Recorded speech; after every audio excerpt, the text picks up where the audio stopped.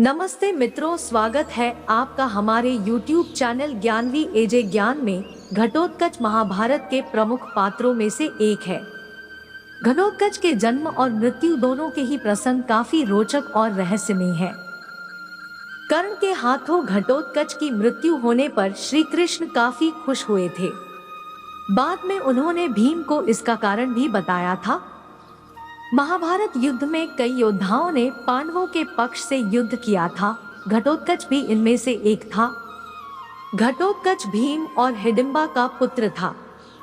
वो बड़ा ही मायावी था। युद्ध के दौरान उसने कौरव सेना को बहुत क्षति पहुंचाई थी। घटोत्कच के पराक्रम को देखकर दुर्योधन भी घबरा गया था।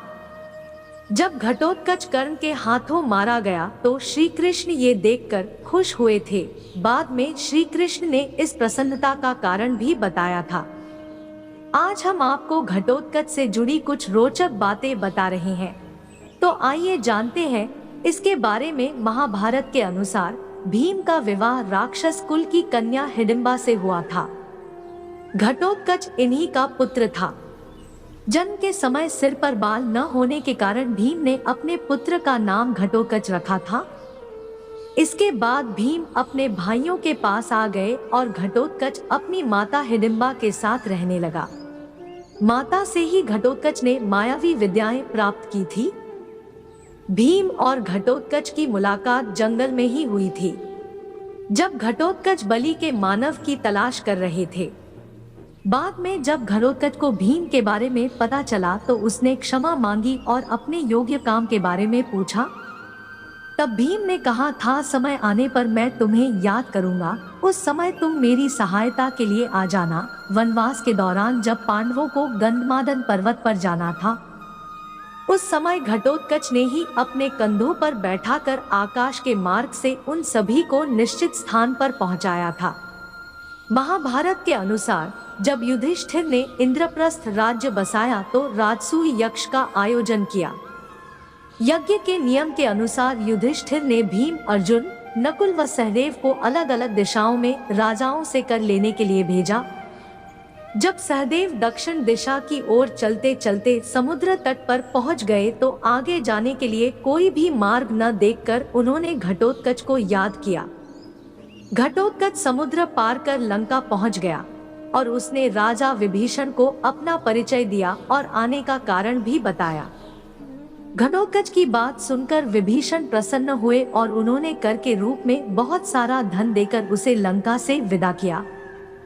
जब कुरुक्षेत्र के मैदान में कौरवों और पांडवों के बीच युद्ध होना तय हो गया, उस समय घटोत्कच ने पांडवों की ओर से युद्ध किया। घटोत्कच ने अपनी मायावी विद्या और पराक्रम से कौरवों की सेना में खलबली मचा दी। कौरवों की सेना में अलम्बुश नाम का एक राक्षस था, वह भी मायावी विद्याएं जानता था। घटोत्कच और अलम्बुश के बीच भयंकर युद्ध हुआ। अंत में घटोत्कच ने उसका वध कर दिया।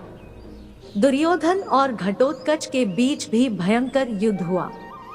घटोत्कच की वीरता देखकर दुर्योधन भी घबरा गया था। जब दुर्योधन को घटोत्कच को हराने का कोई मार्ग नहीं सूझा तो उसने कर्ण से उसका वध करने को कहा। कर्ण ने इंद्र की दी हुई शक्ति से घटोत्कच का वध कर दिया।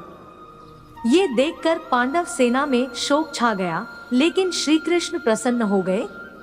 जब अर्जुन ने इसका कारण पूछा तो उन्होंने बताया कि जब तक कर्ण के पास इंद्र की शक्ति थी उसे पराजित नहीं किया जा सकता था। अब अर्जुन को कर्ण से कोई खतरा नहीं है। श्री कृष्ण ने यह भी कहा कि यदि आज घटोत्कच नहीं मरता तो एक दिन मैं ही उसका वध कर देता, क्योंकि वह ब्राह्मणों व यज्ञों से शत्रुता रखने वाला राक्षस था।